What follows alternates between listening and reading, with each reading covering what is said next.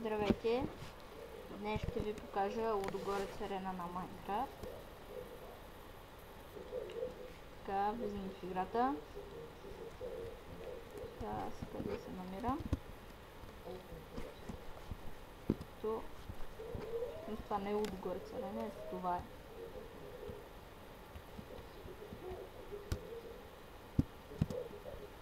И ще ви разведа с нея и базата и другите стадиони, които съм направил.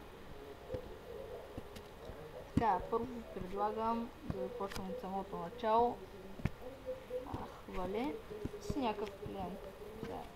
Какъв ще да е? Отива тук при касата за билети. Купува си билети или взима поръчан и да, билетите си тук. Влиза. Това е сектора на тук. Може да се настани на място си. Това е стадиона. Тези стълби не са за изкачване на горните трибуни, а по различни пътища, които после ще ви покажа. Се изкачва и VIP-зоната, коментаторската кабина, но това после. И сега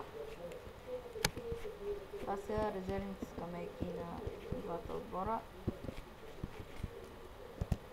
Тук са облекалните.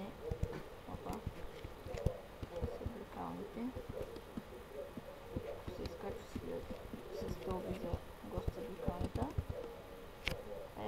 Тук е съдийската стая, където съдиите си слагат супер яките дрехи. Тук това трябва да играе ролята на телевизор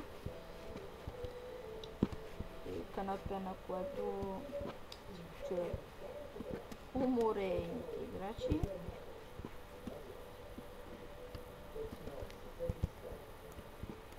Туалетни. Има и друг вид туалетни, които съм направил в по-късно, ще ги видите. Това е единия вид. Зимовка. Тук нагоре се качвате в горния коридор. И тук са шефовете. Тук тези книги играят роля на нещо за поръчване. Там Smart Get, каза украса. Бар. Взимам това. Се насочвам вече към спортната база.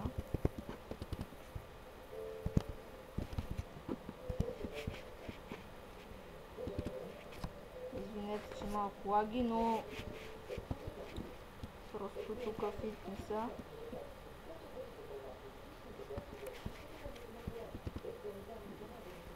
Пътувате колкото искате. Тук излизаш вале. Спра да вале.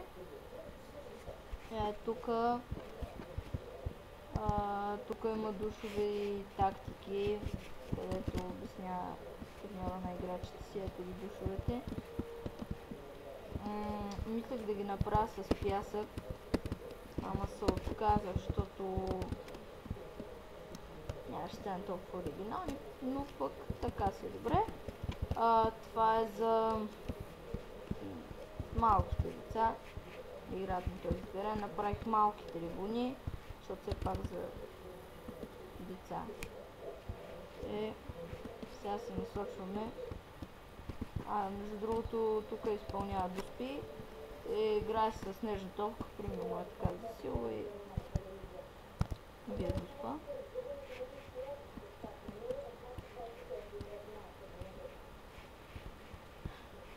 Тук се почиват играчите, тук също. И първо ето от този тунел се влиза към другия стадион, разбира се, от играчите. Ето го, а пък през тази врата гледате там. Сега ще ви покажа още един друг път, от който може да отидете на същото място, но просто се минава като през едно барче. Сега ще видите, ето от тук, тази врата, отваря се на една спокойно Марселино, примерно. Има барче тук и тук вали малко стара. Тук е барчето, тук е животни. Фак. Така. Ето как се излизаме на това място и продължаваме напред.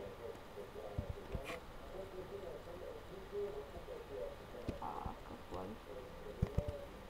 Продължаваме напред. Тук е типа за снимачното там, където снимат мачовете. Тук няма писеля никой, където не знам. Това е съблекалнята на гостите. Гледа.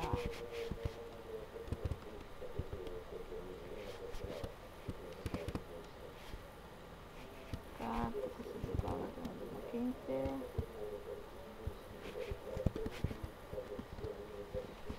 Зави бложата се влиза от тук. Зави бложата.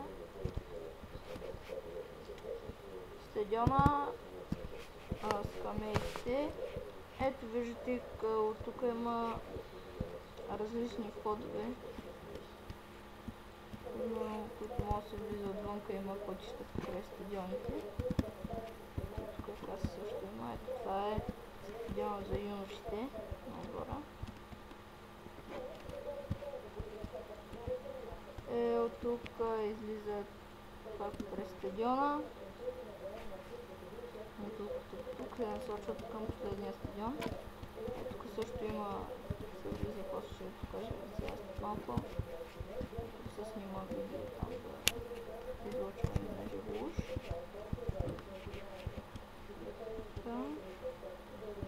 Съблекалния, от тук горе отиваш и се снимат най-спокойно хората, бачката се стават пари.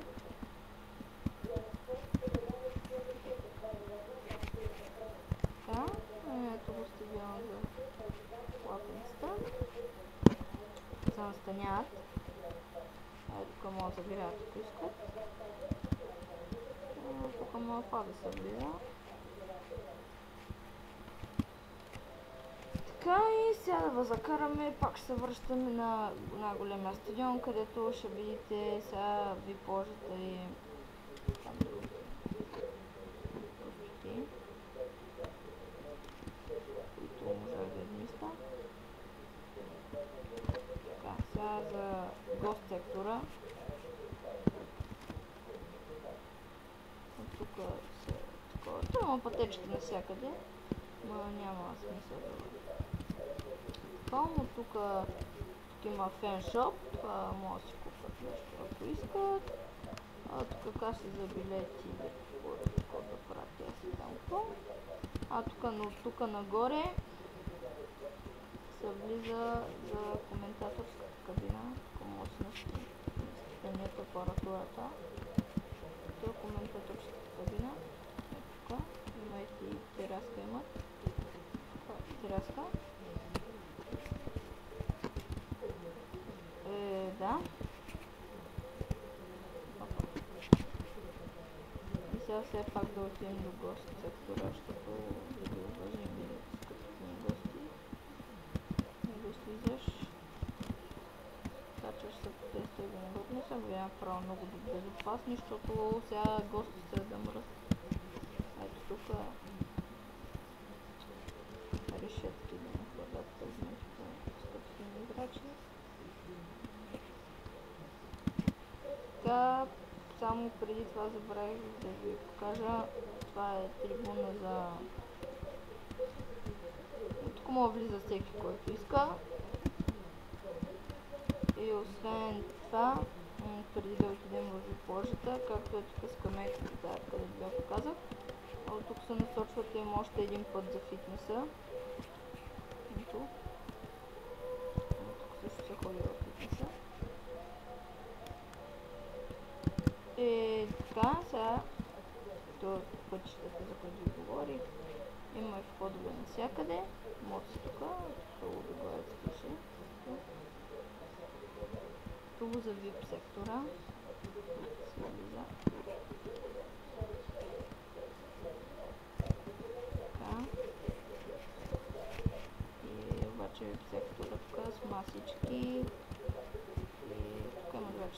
скоростта. Нали, масички и се наблюдава мача от вид сектора. Ходите. Тук е на голямо табло. Знамена.